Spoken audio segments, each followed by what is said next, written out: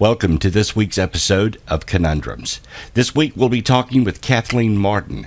She's the author of Captured: The Betty and Barney Hill Experience and Science Was Wrong. She co-authored those with Stanton Friedman. Kathleen is our guest this week. She'll join us in just a few moments on Conundrums.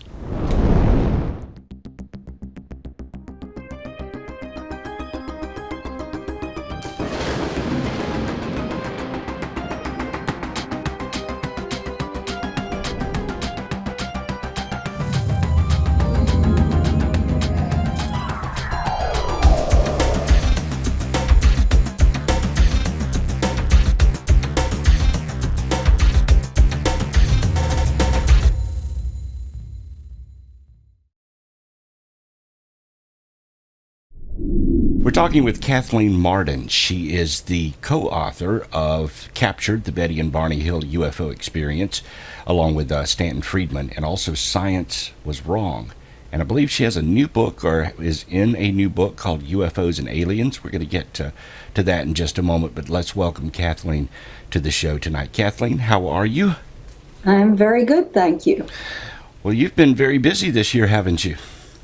I have been very, very busy. I'm working full-time doing this. Mm-hmm. More than full-time, actually. And, what are some of the things that you've got going on this year?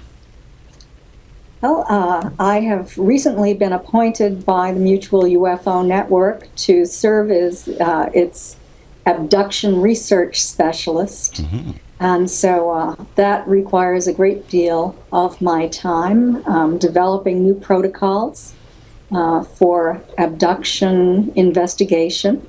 Also, Denise Stoner and Denise, I'm not sure if you're familiar with her, but she is Florida MUFON's chief investigator, very knowledgeable about abductions, and she and I are collaborating on a book together. I always like to have a co-author when I write a book because I'm a really social person, and I love to bounce ideas off from other people and make it really a fun social process rather than just sitting alone in my office doing it by myself. Denise and I have also written 2 questionnaires, one for UFO abduction experiencers. It's a general 46-question questionnaire about demographics, different characteristics of people, commonalities among people who have been abducted. And I also developed another one by myself. It has 16 questions, kind of open-ended, to obtain more information about ET technology, which is quite interesting. The book that you're writing together, is that the UFOs and Aliens, or is this a new book? This is a new book. This is on UFO abductions, and we're going to present 2 case histories, in-depth case histories. Do you have a title for it yet? Not really. It's still a work in progress. Yes. Okay. Yes. Well, now, you're the niece of Betty Hill, right? Yes, I am. So that puts you very, very close to the Betty Hill story. For our viewers who don't know, can you give us just a brief recap of what is the Betty and Barney Hill story? Okay. On September 19, 1961, my aunt and uncle, Betty and Barney Hill, were returning home from a brief vacation to Niagara Falls, Montreal, and they were traveling through upstate New Hampshire during the nighttime, returning to their home on the seacoast in Portsmouth, New Hampshire. A hurricane was coming up the coast, so they decided to drive during the night. My uncle worked nights anyway. He was on the graveyard shift at the Boston Post Office.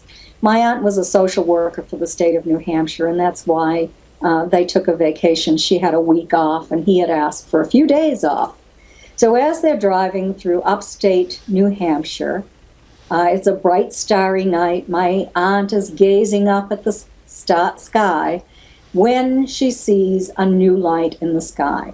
And what attracted her attention initially is that instead of traveling the way we would think of a falling star going through the air, it shot upward, and then it stopped. And she watched it as it grew larger and larger in the sky. And because she had never seen a satellite before, she wondered, is that how a satellite moves through the sky? She was thinking about what it might be as it just grew larger and larger. And she finally convinced my uncle to pull over to the side of the road at a picnic area, get out of the car and take a look at it. And they did. By that time, it had come in fairly close. My uncle could see the windows in it before he got into the car again. Initially, she watched it travel across the face of the moon. And as they drove south on U.S. Highway 3 through upstate New Hampshire, they entered an area called Franconia Notch. And this is a very scenic tourist area through the White Mountains. When they entered the notch, the UFO traveled over the top of Cannon Mountain. There's an aerial tramway there. And when it passed over the top, the light, either in the restaurant or in a tower up there, blinked out. And it was a steady burning light. They decided to stop again at the Old Man of the Mountain. And they got out of the car for another look. By now, the craft was an estimated maybe 1,000 feet away from them at its closest approach. Now, it was hovering at this point, too, beside the old man's profile, and that gave them a gauge on how large it actually was, because the profile was 48 feet from forehead to chin, and the craft was at least 1.5 times the length of the profile. It appeared to be rotating at that point. They got back into the car, noting its unconventional nature, the fact that it was completely silent, and they headed south, slowing down, stopping in the road, not getting out of the car, just to take a glance at it. Now, as they exited Franconia Notch at an area called Indian Head, my aunt was becoming excited because it was coming in really, really close to their vehicle. Right. My uncle was looking for a place to pull over to the side of the road, but before he could find a place, the craft shifted ahead and stopped right over their car, and just to the right of it. It descended to within 100 to 200 feet from their car. My uncle took the binoculars, he got out, he looked up at it. He saw a huge disc-shaped craft, completely silent, hovering in the sky above him. There was a lighted row of windows, and as he stepped away from the car, the craft shifted again over an adjacent field just to his left, which would have been to his east, to the east. He walked into the field with the binoculars and looked up, and at that point it had descended lower, and he observed what he initially described in the very beginning reports as entities that were somehow, quote, not human. That's an established fact. It's in those early reports. All but one then moved in unison away from the row of windows to what appeared to be a panel on the back of this hallway that encircled the front section of the craft. When they did, and their arms went up, the craft tipped toward Barney. It tilted toward him and appeared to be descending. Something was dropping out of the bottom of the craft, and a couple of red lights were coming out of the sides of it. And this frightened him greatly, and he finally tore the binoculars away from his eyes, ran back to the car, screaming to my aunt that they had to get out of there or they were going to be abducted. Right. He hopped in, put his foot on the accelerator, and went speeding down Route 3, looking for a police officer. That's what he intended to do. He told my aunt to look up, roll down the window and look up, because he saw the craft change location and shift over the top of the car as he was getting in. She looked up, expecting to see the lights, She didn't see the lights of the craft. She didn't see the stars in the sky. All she saw was blackness. And then she and my uncle heard a series of code-like beeping or buzzing sounds that seemed to be bouncing off the trunk of the car. At that point, a vibration passed through the car and a tingling sensation passed through their bodies. She was really a curious person, and I'm positive she would have wanted to know what Barney saw in that field. Right. But she didn't ask. They didn't say a word to each other. And they had very little memory of what happened over the next 35 miles of road. Mm-hmm. When they were suddenly shaken awake again, you might say, by a second series of these beeping or buzzing sounds.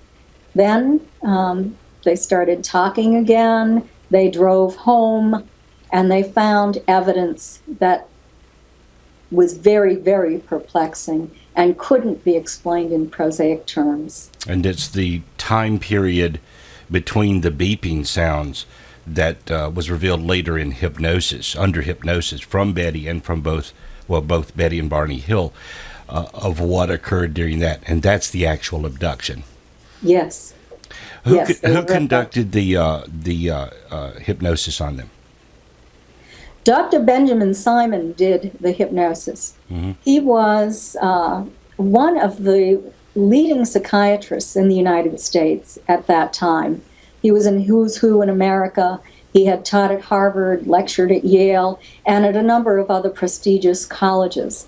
During World War II, he had served in the Army, had won awards for his service. He served as the chief of neuropsychiatry at the Mason General Hospital on Long Island, treating victims of shell shock and conversion hysteria. And that is when a soldier comes home and maybe they're blind or maybe they're unable to walk, but there's no physiological basis for that. He successfully treated them for the trauma that they suffered and the amnesia that they suffered about that trauma during the war. And that is why Barney was initially referred to him. It was because of the trauma that he was experiencing and his amnesia. Of course, today there's a lot of controversy on hypnosis. At that time, was hypnosis commonly used to treat patients? I don't think that it was commonly used to treat psychiatric patients, but it was a specialty of Dr. Simon's. He used deep trance hypnosis and used it very effectively. Mm-hmm. He was a psychotherapist and a psychoanalyst.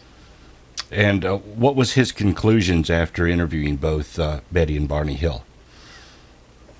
He believed in their truthfulness. Mm-hmm. He realized that Betty and Barney, under hypnosis, had told essentially the same story, even though they had not discussed this. They didn't have prior knowledge of each other's experience on board that craft. Mm-hmm. Betty had 5 dreams and has always thrown question into the validity of what they recalled under hypnosis. That's why I actually did a comparative analysis of Betty's and Barney's statements in hypnosis in order to determine for myself whether or not this was a real event or whether or not Betty had merely relived her dreams in hypnosis and that Barney had somehow absorbed this information and confabulated a story of his own. What I found is that Betty and Barney had told a story that was consistent, but was inconsistent with some of the information in Betty's dreams. And I wrote about that in the book, and I've written about that on my website as well. So readers or listeners can go there and read what I've written about my comparative analysis there.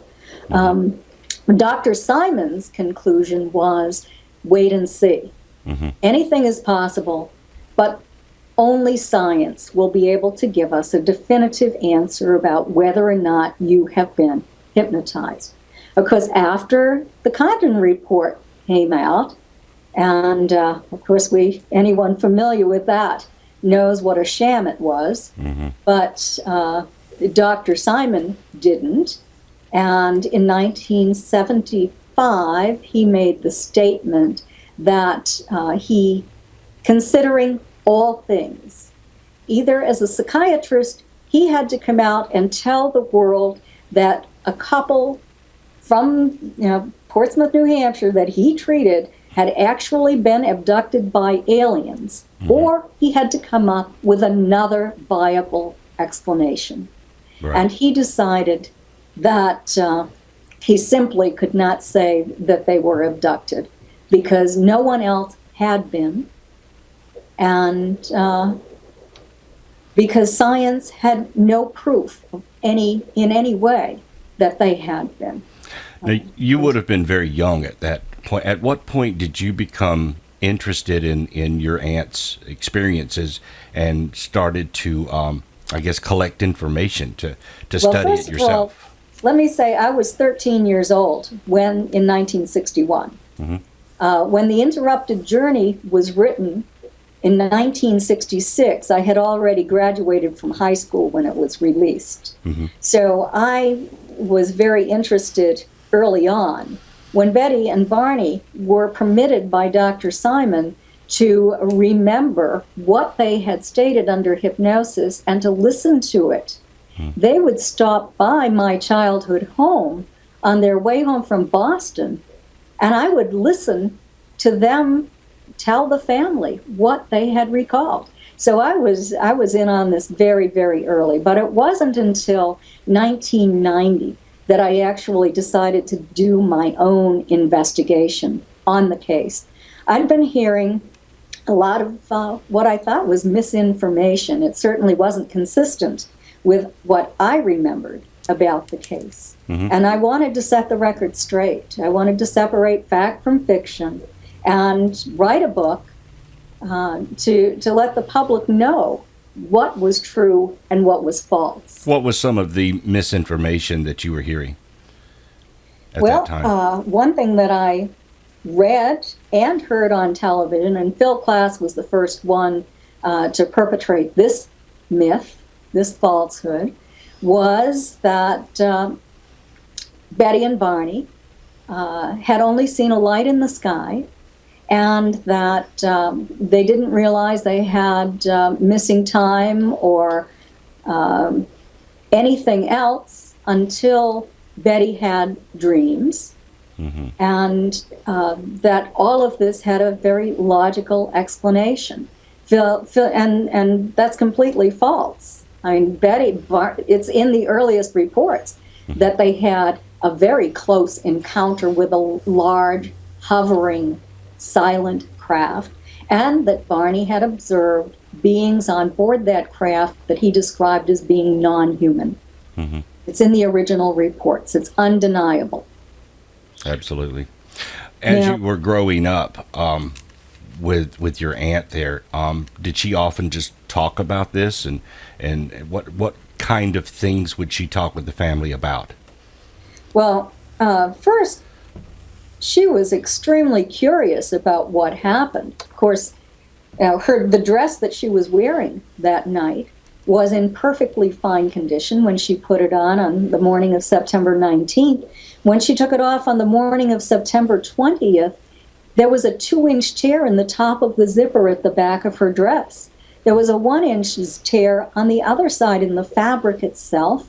It was torn from waist to hemline in the lining, and the hem was torn down on one side. There was no prosaic explanation for what happened to this dress. So that was very perplexing. That dress still exists, right? It's been analyzed. Oh, yes. The dress is being preserved in an archival collection at the University of New Hampshire.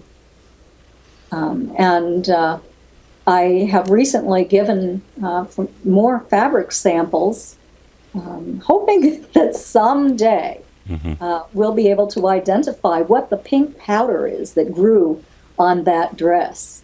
That is very perplexing. Phyllis Budinger did, analytical chemist, did the most complete analysis, but no one has been able to identify what that pink powder is. And this is also a case that has a lot of physical evidence as well. There was, what was it, magnetism on the back of the car, some scuff marks on his shoes, the dress itself. How much of that has been preserved? No one ever bothered or thought of taking a photograph of the spots on the trunk of the vehicle, which is really very disappointing because it would have been excellent evidence. I actually saw those spots and recently underwent hypnosis in order to go back to that time to remember exactly what I saw. Just quite interesting. I had always thought that they were simply scattered about the trunk of the car. But under hypnosis, unless I was confabulating, they were more in a triangular pattern, which is quite interesting. Yeah. All the same size, concentric circles, highly polished. They made the compass needle whirl when the compass was placed over them and drop down when it was taken away.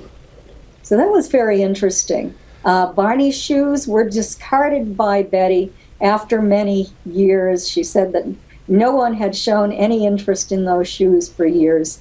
He had worn them for yard work after that. They had been his dress shoes, but they were so badly scraped on the toes that he could no longer wear them for that. So for many years he wore them just for yard work, so they were ruined anyway. Yeah. Betty Hill made a comment once years ago that she did not think that the aliens that abducted her were the Greys. Did she ever mention anything like that to you? Well, let me explain that. She said that they were more like people. They were gray.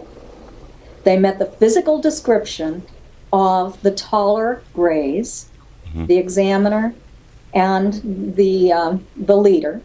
They did the same things that we know that taller Greys do. And I'm talking about the 4.5 to 5 feet tall ones, not the 6 foot tall insect-like ones. Okay. But the examiner stood by her head with abductees case after case after case. And it was the leader.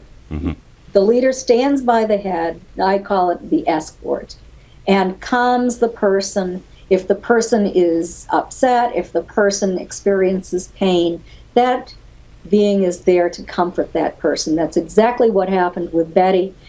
He had the same physical characteristics that are described today in terms of gray, 5 foot tall entities. The examiner did as well. She saw only one of the 3.5 foot tall beings. Okay. And her description of that one was slightly different than the stereotypic image that we have of the small Greys. But its function was the same. They serve as guards. You know, they're sort of the policemen of the craft. And it stood out in the hallway, and it is the one who made such a commotion when he noticed that Betty was attempting to leave the craft with that sort of a book with alien symbols in it. They had promised to give her something and then took it away, right? Yes. It was the one she called the leader, who told her that she could take it with her as evidence that her experience had really happened. And then it was taken away after this small guard noticed that she had it. Did she describe them as wearing any kind of clothing? Yes. They were all wearing black, shiny, tight-fitting sort of bodysuits. Barney described that in his first reports, that they were wearing black, shiny uniforms. Okay. Well, let me ask you also this. Have you had a personal UFO encounter yourself? Yes, I have. So tell us about it. I wrote about it in Captured. This is my book, Captured.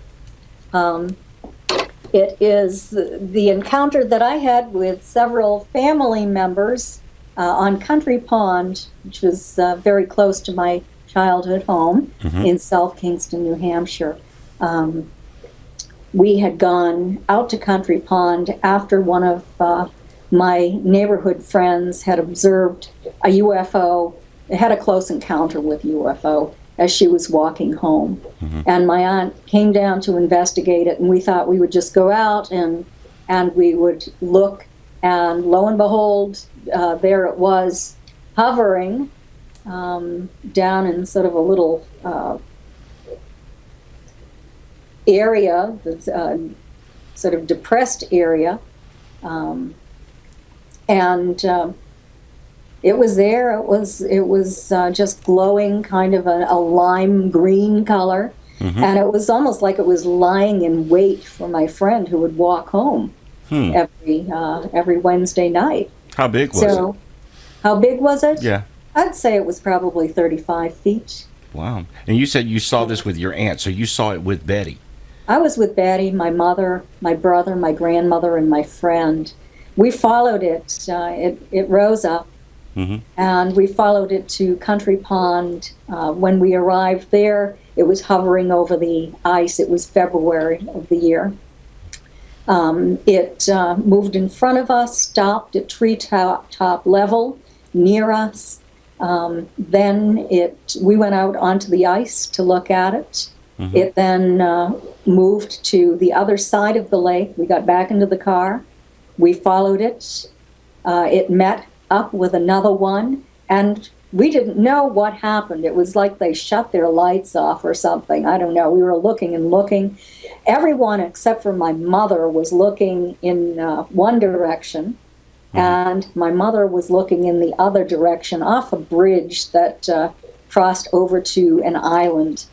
And my mother spotted the craft, and what seemed to be almost like a funnel of light came out toward her, but not like a light beam that comes out very quickly. This moved just toward her, and it was almost like a tunnel with solid sides in a way. And that's been reported many, many times since then. And it struck her, and she screamed. We got back into the car and left as rapidly as we could. But then we decided to stop on the other side of the lake and look again to see if we could see it. And at that point, it sort of came over. It ascended into the sky. It descended vertically in sort of a falling leaf pattern, rocking. And then it just shot up and took off, and we went home. What year was this? I believe it was 1966. So this was well after Betty's abduction. Oh, yes, it absolutely was. We were not interested in UFOs until the abduction. Betty and Barney had never read anything about the topic until then. Did she have other encounters after the abduction and after this one? Did she see them regularly? UFOs? She did see them from time to time. She actually engaged with in an experiment. This was a contact experiment with Robert Homan and C.D. Jackson, who were two of the early investigators. They both worked at IBM, and they had actually scripted her to take part in these contact experiments where she was going to attempt to vector in a UFO. And so she would go to her porch every night at a certain time and read this script that she'd like the UFO to show up in a certain location. And one of those locations was actually my grandparents' farm across the street from my house. And lo and behold, while these experiments were taking place, and in fact, I have to tell you, I didn't know about these experiments. They were confidential at the time. But one of our neighbors, who was a commercial pilot, was driving home from work, and he witnessed a UFO coming in for a landing on my grandparents' farm. Wow. My grandparents were woken up by it. It sheared off the tops of some trees when it came in. And my brother said that it blew him out of bed, were his words. I don't know if it did or not. He's 5 years younger than I am, so. And later, I guess after these experiments were over, she told your neighbors she had caused that, or that was what was going on at the time? You know, I don't even know if she told the neighbors. I doubt that she did, because I only found out about this when I started my investigation. She had never even told me. Anyway. She was keeping it confidential for all of those years. And in the meantime, when this experiment ended, she was conducting her own experiments and drew a lot of negative media attention and attention from the tabloids. People thought that she was nuts because she was saying that UFOs were coming in and she was seeing them at close range. And, you know, sometimes someone would go out with her and she would become excited and misidentify a conventional aircraft as a UFO before she was able to see that it was conventional. Right. But I have cases, and I wrote about it and captured, where there were some very credible witnesses who did see unconventional craft with her. What were her thoughts on all of this towards the end of her life? As she looked back on her life, can you give us an idea of what she ultimately concluded, what it all was about? She merely thought that she was one of the first humans ever to have contact with astronauts from another solar system. She thought that the contact was friendly, that she wasn't harmed too badly, because that needle in the navel did cause excruciating pain, but in the long run, she looked at it as a positive experience. She felt that it was an opportunistic abduction, that it was one and only one abduction. And she and my uncle just happened to be in the wrong location for them, but the right location for these ETs, and had shown interest in the ETs by stopping to look at them, and got more than they bargained for. Exactly. Speaking of location, New Hampshire has placed a marker now. Is it where the abduction happened, or is it located near it? It's located a mile north of where the abduction happened. The reason that it couldn't be located where the abduction happened is because that is now a housing development. And those people did not want a lot of UFO tourists going onto their quiet little street. We also thought about placing it in the location of the Close Encounter field. And now U.S. Interstate 93 passes right through the center of that field. And so it would tie up traffic going on and off the ramps. We couldn't put it there. Right. So we decided, I and people from the state of New Hampshire, that it should go up by the Indian Head Resort. And they were very happy to have it there. And Indian Head is right across the street. So it now sits on the property of the Indian Head Resort. Did you spearhead this project to get that monument there? It wasn't my idea initially. It was the idea of another man from the state of New Hampshire who wrote to me and who had started a petition for this and had gone to the state agency. And that is when the state requested information. They needed verification of everything. Right. And so I was the one who had written the book. I was the one who had the files. I had to provide them with, I think it was something like 35 references. I had to footnote every single statement that I wanted to have placed on that historical marker. And so I became involved in it that way. For years, the Betty and Barney Hill weren't sure exactly where the location was. How did they go about finally eliminating any other places, excuse me, and determining where the exact location was for the abduction?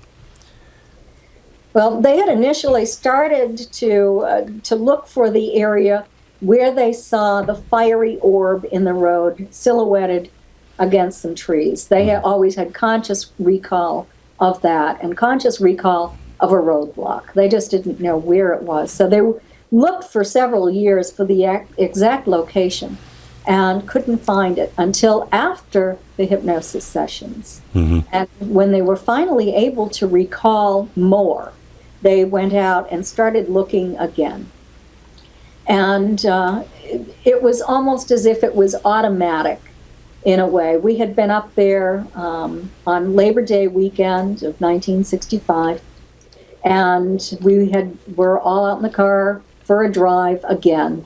And all of a sudden, Barney simply turned onto Millbrook Road. It was still a dirt logging road at that time, and right to that location.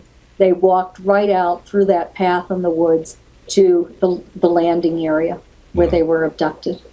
Wow. And of course, growing up, hearing all of this, you were intrigued when you were young. You started, of course, doing your own research. You now have a presentation that you do called A Conundrum of, nice name, by the way, A Conundrum of Alien Abduction. Tell me about your presentation that you do now. Oh, I do several, actually. Conundrum is one. And in the Conundrum, I talk about the academic studies that have been done on self-reported alien abductees in order to determine what it is, what kind of personality disorders they might have, psychological aberrations, even there were sociological studies done initially. This was actually a recommendation of the Condon study, and the National Academy of Science seconded the motion and thought that it would make a very good topic for investigation. Let's forget about the physical evidence, everybody. Let's see what's up, what's wrong with these people's heads. Let's determine how nuts they are, right? Right. Right. So, we don't care about it. We don't care about the dress. We don't care about the powder on it. We don't care about any physical evidence. Just how nuts are they? And so this is what I did was a survey of all of the studies that I could find that were done. The first one was published in 1970, just after the Condon Committee and the Science Board came out with that recommendation. So academic studies started to be funded. Right. Now, the interesting thing, and I go into all of the details in my presentation, but the interesting thing is that, you hear fantasy proneness mentioned over and over again. Mm-hmm.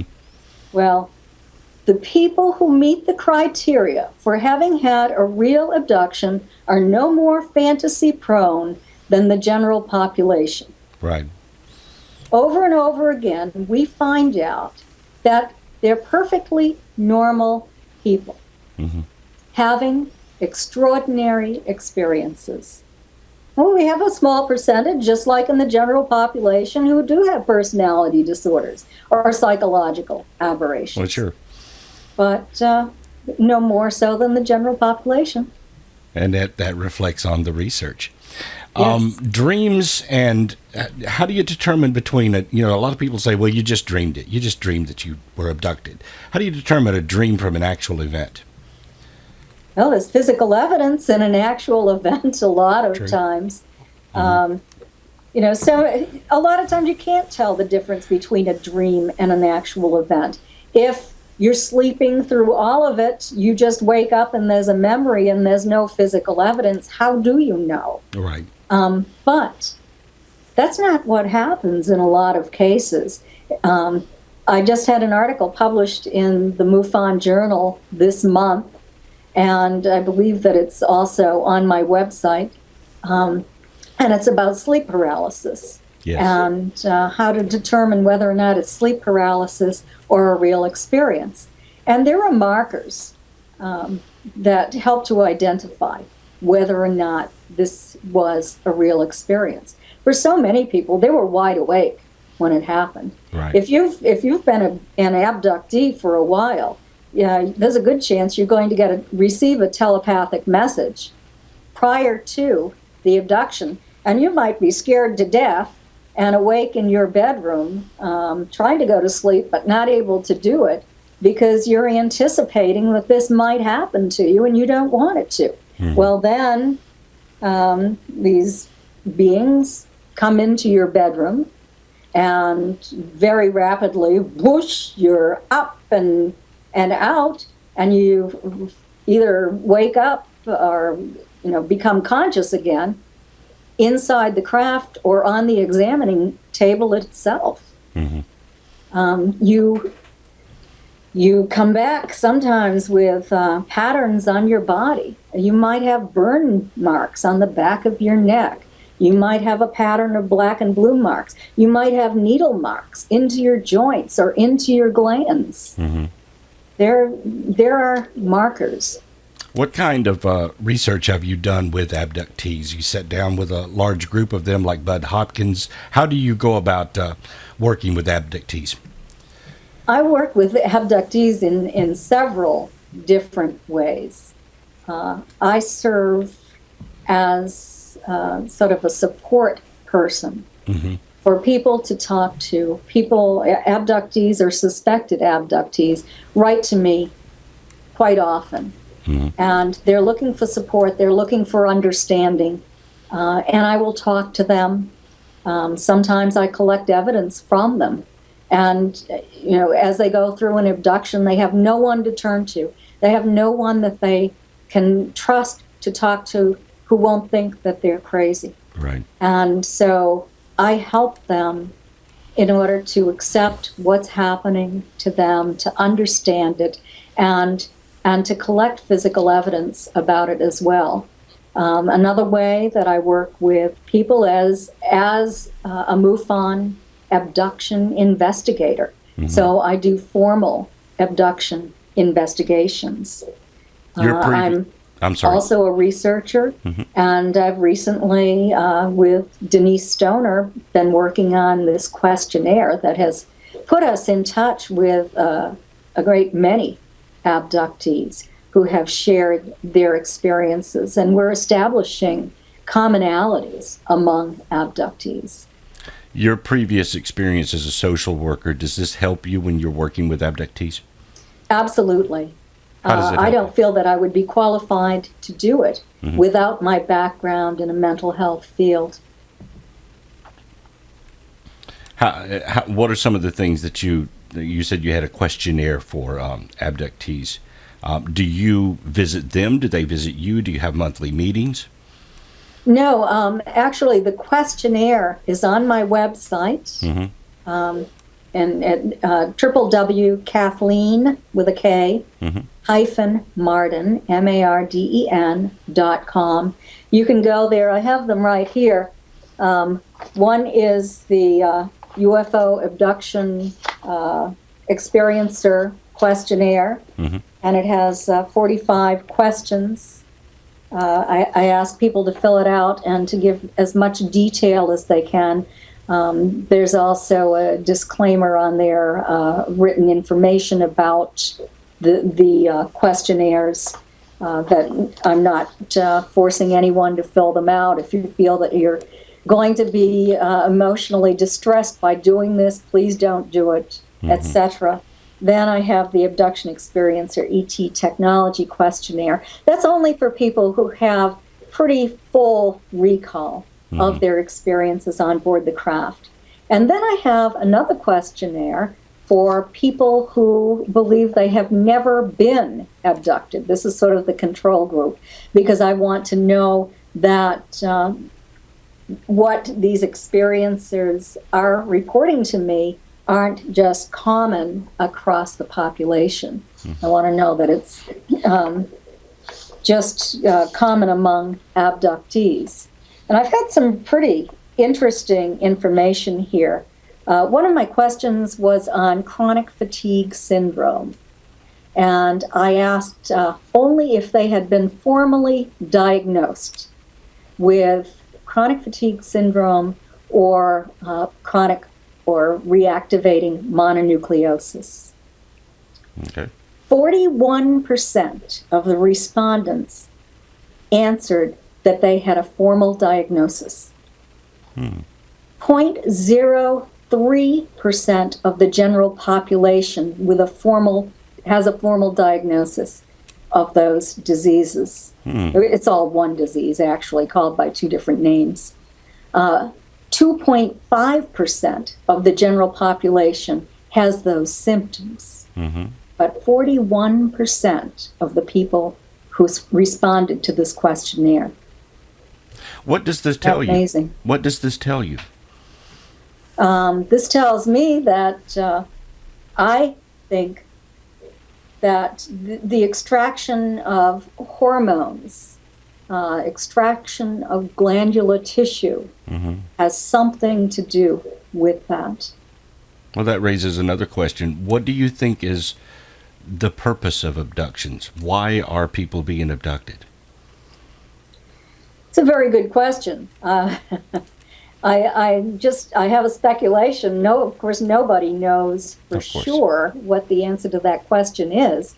We know that they're extracting DNA from people, either reproductive material or extracting samples from different areas of the body. It might be internal organs. It might be synovial fluid from joints. I hear report after report of long, thin instruments being inserted into the joints. Also needles, as I said, being inserted into glands and into perhaps internal organs. Still reports of needles being inserted into the area of the navel that are connected to a tube. What are they doing with it?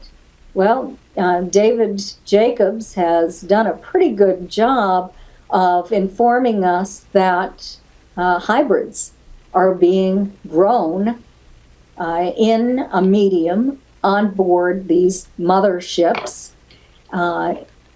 in domed tubes, large dome tubes. They generally aren't attached to a placenta. It's whatever is this medium is nourishing the fetus, and the fetus seems to be breathing it in as it grows.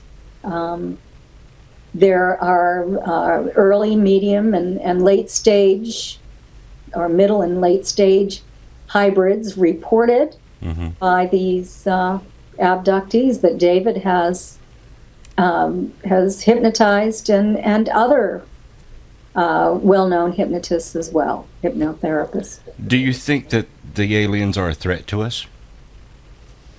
Well, they certainly are violating medical ethics. They haven't asked permission to do any of this tissue sampling from any of us. Are they helping us? Well, some people state that they have been cured of diseases. Barbara Lamb, for example, talks about some of her clients who have been cured of things like cancer. Stan Romanek reported that he received a knee operation on board the craft and could walk perfectly fine, didn't need the operation that he was scheduled to have. There have been reports that women who had been unable to have children have successfully had children with the help of these ETs.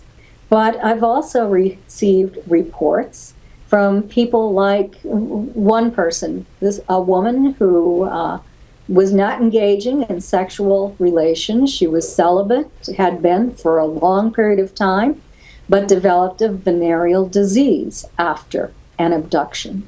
A case of another woman whose vagina was perforated during an abduction experience. So we seem to have the good and the bad. Yeah. And of course, Betty went through a pregnancy test where they inserted the needle in her navel and took a fluid out.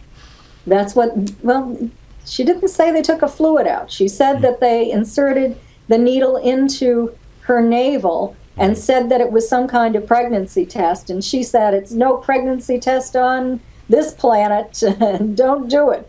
And of course he did it anyway. He plunged the needle into her navel, and it was extremely painful and distressing for her. Dr. Simon had to end that hypnosis session early because she was so traumatized by the event.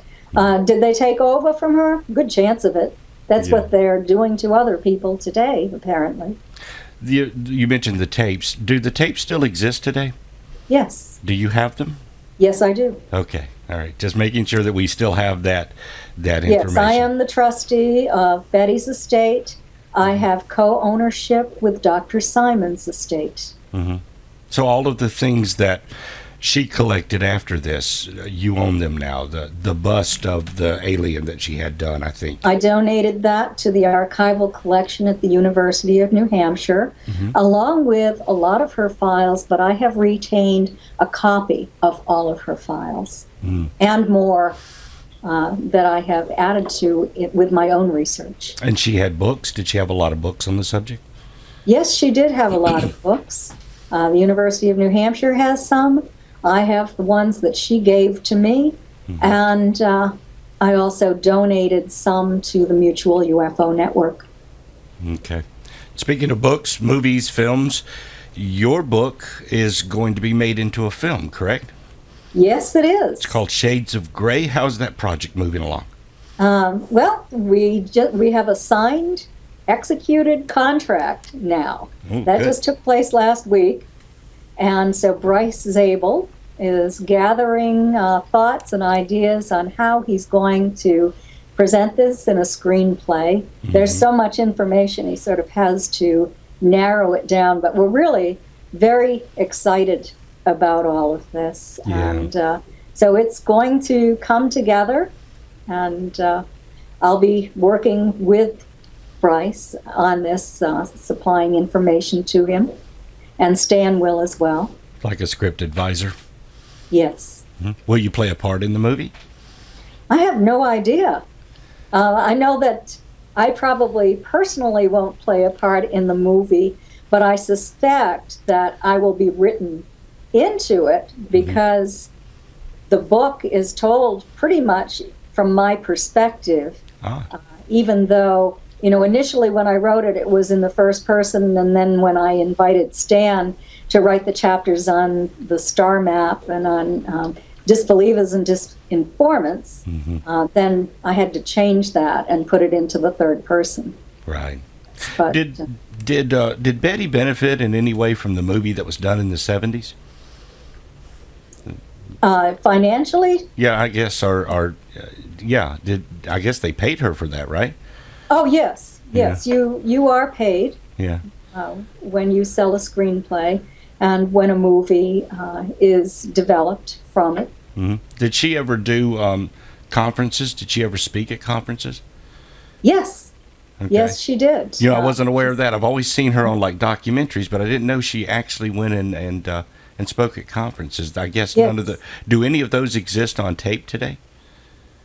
I do know that her last speech at the MUFON Symposium, I believe it was in 2000 or 2002 in Rochester, New York. I know that was videotaped. I don't know about the earlier ones. I don't have any videotapes of her giving speeches at conferenses. So you have no archives of that? No, none of that. Okay, the book is called, the latest book that you have is UFOs and Aliens. You're currently working on a new book. And, of course, there's Captured, the Betty and Barney Hill UFO Experience, which you did with Stanton Friedman. Science Was Wrong, which also... What did you contribute to Science Was Wrong? Well, his Science Was Wrong. And Stan wrote 7 chapters, and I wrote 7 chapters in that book. So it was a 50-50 contribution by each of us. And he contributed a section on aerospace, another section on technology. I wrote the section on medicine, and that includes politics, personalities, and childbed fever. It's about the work of Ignaz Semmelweis in Vienna, Austria, back in the 1850s, 1860s. In that time frame, he was a physician at the medical school there, and the person who discovered the cause of childbed fever. And it's about how he was debunked, how he lost his job as a result of this discovery because the powers that be were not willing to accept the idea that doctors could actually be causing this to happen. Very sad story, but in the end, he was exonerated, but that was after his death, unfortunately. Also have a chapter on the smallpox wars, about the history of smallpox, and the hemophilia Holocaust, about how hemophiliacs were told that there was one chance in a million that they might contract HIV as a result of using their medicine. When in the end, about 90% contracted HIV. Another sad story. We also have a section on politics, and I wrote a chapter on the eugenics movement in America. And that was a really interesting study. I had initially started to learn about that when I was in college in two separate classes. One was in social work. And there was a discussion there on whether or not convicted felons and their sons should be sterilized. Because there was evidence that the sons of convicted felons also ended up being convicted felons, so maybe they shouldn't be able to contribute their DNA to the production of other children. And we talked about this also in my genetics class. Science is often wrong. And it I had never, until I wrote this book, thoroughly investigated the situation. And it's very, very interesting how an idea that is really diabolical can be politicized and promoted in this country and do so much damage, and then be taken overseas to Nazi Germany, who did a far better job at it than we did. So you'll have to read that chapter. It's really something. Well, speaking of your books, can they buy the books directly from you on your website? Yes, you can go to my website at www.kathleen.com, and I will send an autographed copy to you by priority mail. So you can get it quickly that way. It's also available at Amazon and in any bookstore. It's published by a publisher, not self-published. There you go. And that was going to be my next question. Will you autograph books? And apparently you do. Absolutely. And I always have them at conferences, too. And you can get a list of the conferences that I'll be speaking at this year when you go onto my website. And if you get a chance to go to one of those conferences, make sure you do, because Kathleen is an excellent speaker, and there's a lot more information available on the Betty and Barney Hill case and other research that she's doing. Kathleen, thank you so much for being my guest. It was a pleasure being with you, really. I enjoyed it. And we'll see you next time on Conundrums. Okay, great. Bye-bye.